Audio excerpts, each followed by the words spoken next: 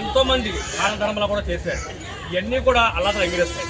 కాబట్టి ఈ ప్రపంచం ఎంతమంది అయితే ఉన్నారో ఏంటి ఉపవాసం ఉన్న రోజులు ఉండేవాళ్ళు, నమాజ్ చదివేవాళ్ళు, ఖురాన్ చదివేవాళ్ళు, తర్వాత ఇంకా దాన ధర్మాలు చేసేవాళ్ళు అందరూ ఎంతమంది అయితే ఉన్నారో వీళ్ళందరూ కూడా అల్లాహ్ అందరికీ హిదాయతలను కోరుకుంటున్నాను.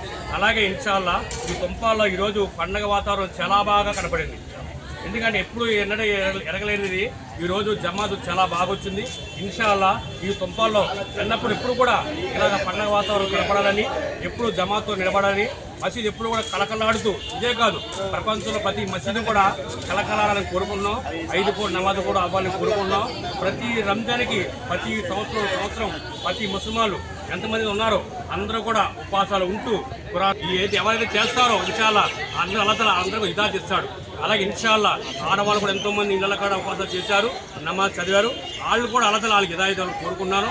ఎంతమంది అయితే ముస్లిమాన్ భార్యలు ఉన్నారో వాళ్ళందరికీ కూడా అల్లాహ్ హిదాయత్ కోరుకున్నాను. ఇన్షాల్లా ఇంకో అసలు విషయం ఏంటంటే మన ముస్లిమాన్ భార్య ఎంతోమంది ఉన్నారు, బయట ఇతర కంట్రీలో ఎంతోమంది తెలుగు భార్యలు ఉన్నారు. వాళ్ళు అక్కడ ఏరాలు ఎన్నో ఏంది హిదాయత్ ఇవ్వాలి. అలాగే ఇన్షాల్లా వాళ్ళ యొక్క ప్రమాదాలు ఉన్నారు. ఎంచేతంటే వాళ్ళు అక్కడ అరిచేతులు ప్రాణపడి ఉన్నారు మన ముస్లిమాన్ భార్య. వీరు నిన్న సౌదీలో చాలా